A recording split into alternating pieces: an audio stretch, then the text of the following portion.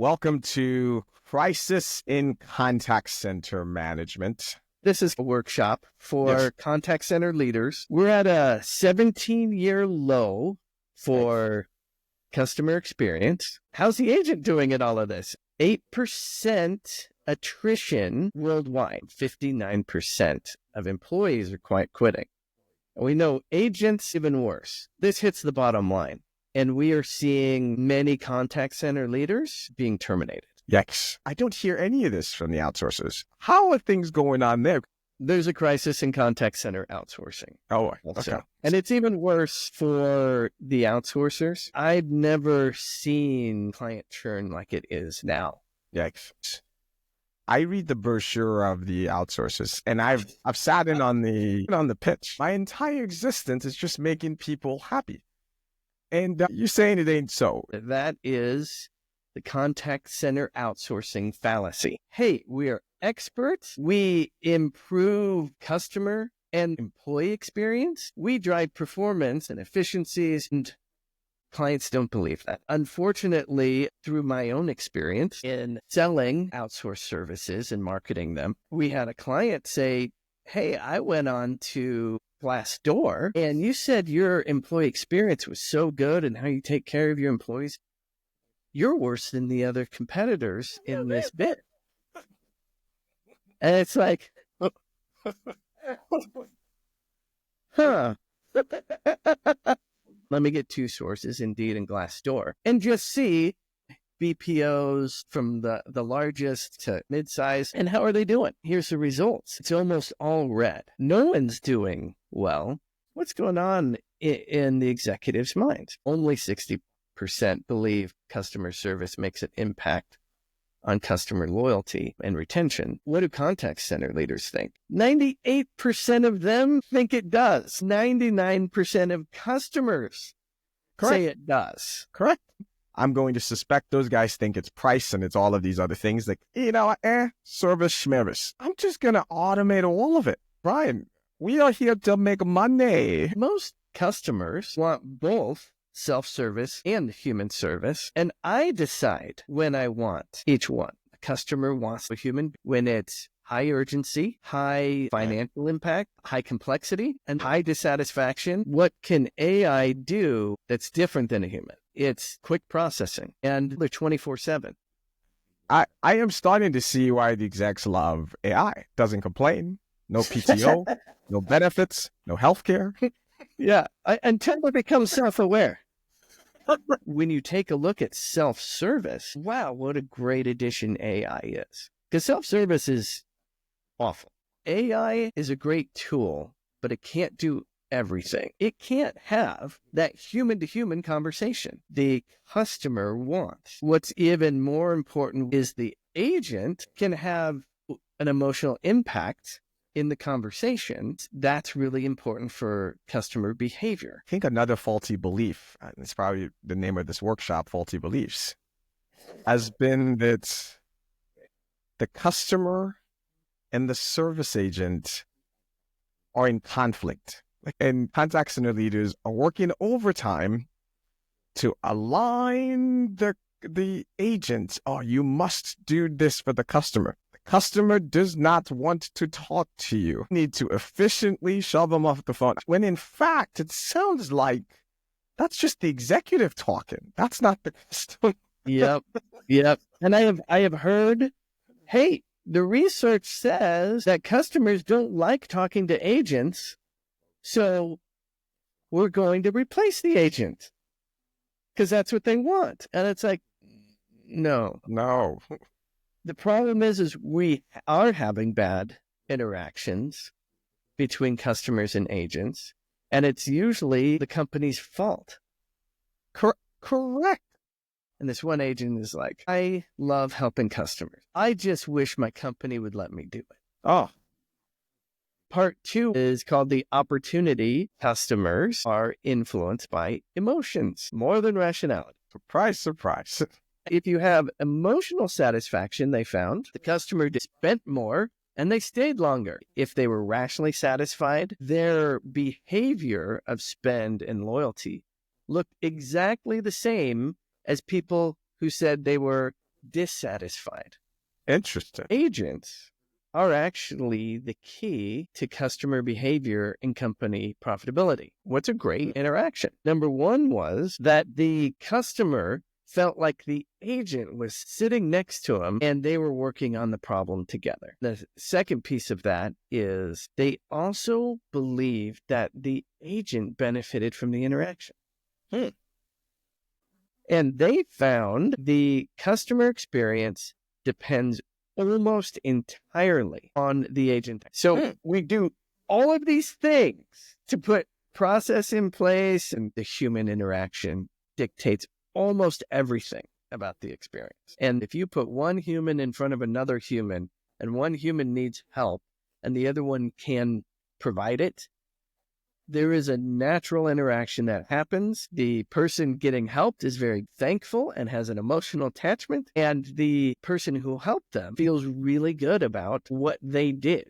The entire case being made by the Cobalt customer experience. Yeah.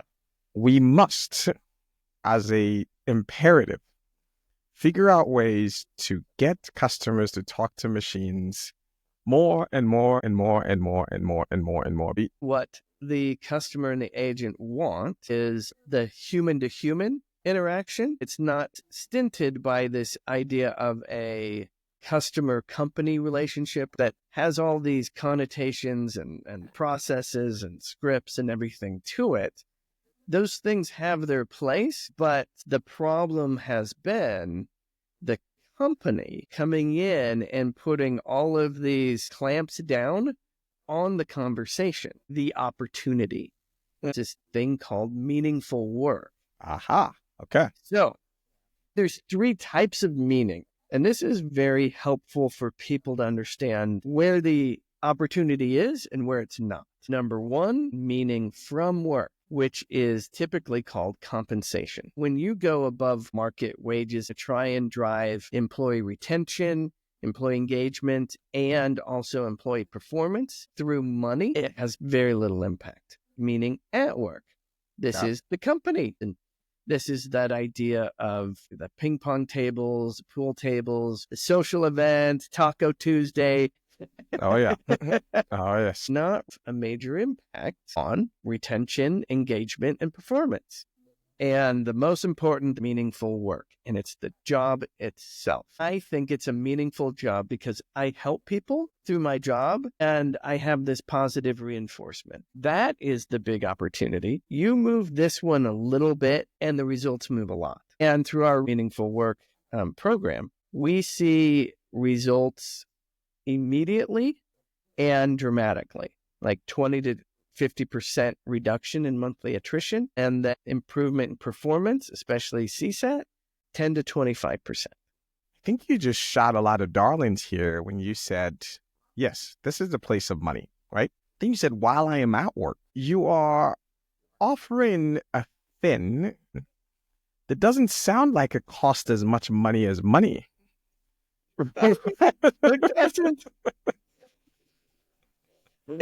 The ROI is amazing.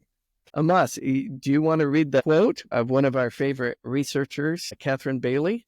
Absolutely. Researchers have shown meaningfulness to be more important to employees than any other aspect of work, including pay and rewards, promotion, or working conditions. Meaningful work can be highly motivational, leading to improved performance, commitment, and satisfaction. That's powerful.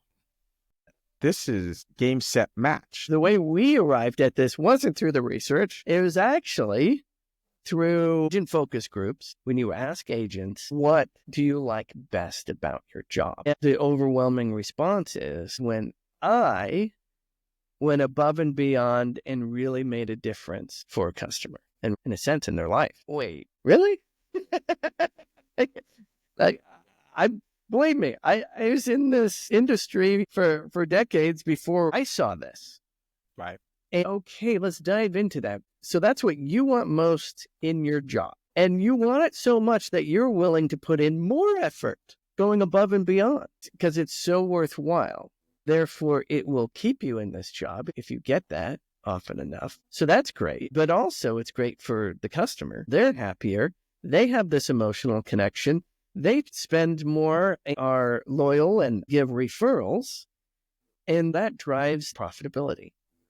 From that small answer, you get big ramifications. What we recommend for contact center leaders is go try this yourself.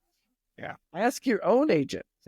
Okay, if this is for employees, well, where does management get their meaningful work? It's making a difference in their team member's life. Beautiful. And it's at work. This is getting better and better. And contact center leaders should also love their job. When all of a sudden you create this alignment, it's a win-win-win for everybody. The outsourcer is out of alignment with almost everybody. The executives are motivated by cutting costs. Yep. The contact center leader wants value, performance, and make sure that they're doing a great job for customers. The outsourcer, they're concerned about their own profitability. Oh, yeah. And agents want meaningful work or, worthwhile job where they can help the customer, and the customer wants to be helped. They want great service. This business model of an outsourcer, and I'm not judging outsourcers' ethics or personality, the model is broken. There is this disalignment. Meaningful work. Is there alignment there? So if the agent finds their work meaningful and they're really good then at helping customers and they stay longer, that's great for the customer. But isn't that great for the outsourcer because their costs are lower, their performance is better, and then the client's happier? There's now margin built into the model. Right. The outsourcer gains, but also the client gains. Everybody gets what they want out of this alignment. We all want meaningful work. What is in the way? This thing we call grind. The definition of grind interacts with the definition of meaningful work. Meaningful work is I authentically want to serve somebody in my work. Right. And grind is when something is preventing me from authentically serving someone else. Okay. The agent has a customer come on and say, I still have this problem and I'm calling again. The agent responds with, I think I understand, and just be patient with me. The agent put the person on hold several times to talk to different people to try and get things solved. The agent finally comes back and says, I solved your problem. The customer was like, wow, thank you. You've made my day. The supervisor comes over and says, what have I told you about putting people on hold? And the call was too long. I'm going to fail you on that call. And you need to get better. Lovely. I know this story very well. All of a sudden, it's like deflated. Yeah. We said, when you put yourself in the agent's shoes, it's, yep, I want to help that customer, but there's a third entity, and this is the company. And more specifically, the supervisor. Management. Yeah. And when the customer and the company are not in alignment, the agent's in the middle, and we say, wow, what a grind that is for them to be in the middle. Grind now makes sense. What are the things that stands between the customer and the agent? It's how the supervisor manages. So all of the things we do to manage contact centers, it's mostly punitive. And also, it's dehumanizing. Poor management is at the top of the list of meaning destroyers. Ouch. Ouch. Quote, and everything you've just said sounds like the job descriptions of leaders. Am I missing something here? Well, there's been a mismanagement of good innovation. All of these things are actually good. Yeah. And however, when they're mismanaged, it starts to dehumanize the customer service experience. For example, contact center metrics, it's great. We have to measure so many things. Of course. But it starts to become grind when the measurement is more important than the customer as a human. QA, scripting, good ideas. And there's things that you have to have for compliance. Correct. But if you have a checklist mentality, it impedes the interaction. Then it gets into Six Sigma, process improvement. How often do you hear a supervisor say, just follow the process, just follow the process? Sometimes the process doesn't lead me to the solution, or if it's all about the process, I sound like a robot. Right. And then customer effort. I was waiting patiently till we get to this one because you're going to make it all enemies here, but go on. Once again, it's a good thing. It does impact somebody's overall satisfaction, without a doubt. However, this idea of effort has been taken pretty far, and it was stop delighting your customers as part of this customer effort movement. This was an article that swept through the industry in 2010. It did. It did. I think executives turned that into, we don't have to worry about the effectiveness of customer service. They say customer service does not impact customer retention, which they then immediately, and it's like one or two sentences later, say, oh, but low effort during customer service increases customer retention. Right. You can't have it both ways. The last thing is, do you really want to say to your service organization, stop delighting your customers? What if an executive was treated like an agent? Do you think they would start to understand why this doesn't really work? Imagine the executive getting consultation and saying, by the way, we really want to improve the efficiency and the performance of your job because you're really important to us. So we're going to monitor you 100%. Everything you do, because that's going to help. Yeah. Look at your screens, every word you say. We'll monitor it. We'll score it. We're also going to time you in your activities. Yeah. Because we believe your activities are taking too long. Also, when you're going into meetings, we figured out the best things to say and do. Therefore, we're going to give you a script, and you need to take care of those scripts. And if you don't do it, you're going to be in trouble because you're not following the process. When you're dealing with other people in the company, the employees of the company, the other management, they just want low effort. They just want it quick, convenient, easy. So we are going to measure your interactions with people because they really don't want to work with you. Yeah. And oh, by the way, especially if you don't comply, we think AI can actually do your job. That's right. And do your job better because they can comply to everything. Yeah. It just makes the whole thing sound silly. The entire job is about being the face, voice, whatever of a company to emotionally connect with paying customers. The end. This sounds like a leadership failure. Yeah. For the agent, number one source of grind is the supervisor. For the contact center leader, the number one source of grind are executives. We say the contact center leader has to battle the 4 horsemen of the leadership apocalypse. Last one, the leadership lemons. Our executive leadership follows the industry and is highly resistant to change. In addition, these leaders demand that others follow their lead, making it very difficult for contact center leaders to rehumanize customer service. Amen, amen, amen. Anytime I write or I say something about this industry, I do a check to see what LinkedIn propeller heads are saying.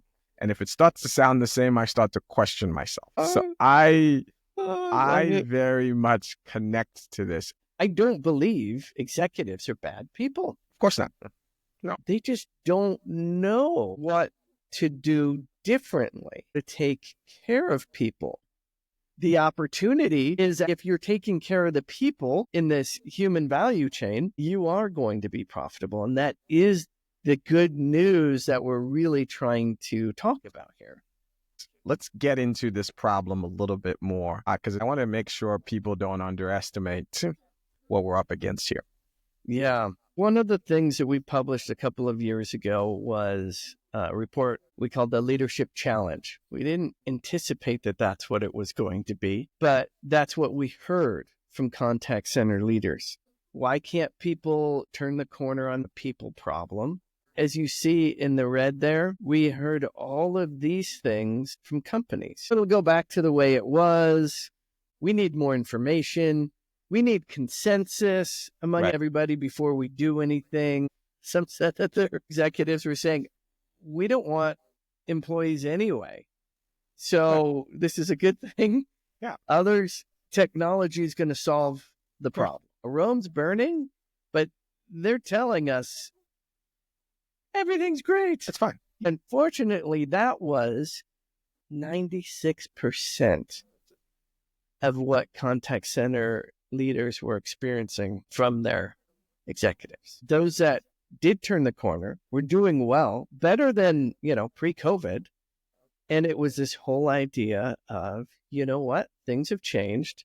The workforce in this Gen Z is different. The pandemic changed some things. So we need to figure out really what drives the employee and their experience. And many of them figured out we should experiment. Why do everything as a big company initiative where ultimately nothing gets done? Years later, you still have the problem, and the employees you had at the start of that are even different employees because of the high turnover. Yeah. So they experimented and allowed different groups to do different things and say what worked.